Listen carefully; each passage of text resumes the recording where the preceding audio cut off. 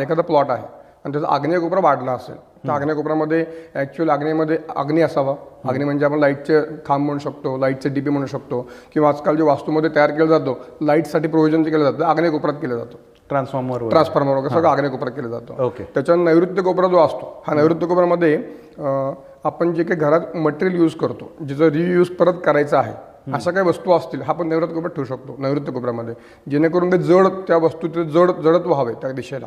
Okay. म्हणजे उदाहरण काय कुठल्याही वस्तू साऊथ वेस्टला उदाहरण म्हणजे आपण निर्मल्य असेल घरातला आपल्या कचरा असेल काही हे त्या ठिकाणी ठेवू शकतो आपण, किंवा काही यूज करत नाहीये मटेरियल हे आपण प्लॉटमध्ये फ्लॅटमध्ये नाही पण प्लॉटमध्ये ते जड करू शकतो. ओके. त्या दिशेला. ओके. वायव्य कोपरा जो आहे हा एंट्री असावी वायव्य कोपऱ्याला, म्हणजे घराचा प्लॉटचा जो एंट्रन्स आहे हा वायव्य किंवा ईशान्य दिशा हवी आहे. ईशान्य म्हणजे नॉर्थ वेस्ट किंवा नॉर्थ ईस्ट. हा नॉर्थ ईस्ट. ओके. तर त्या दिशेला काय हवंय की घरात येणारे जे लोक असतात त्या वायव्य कोपऱ्याकडनं घरात आपल्या आली गेली तर आपल्याला आपल्या घरामध्ये शांतता तयार होते.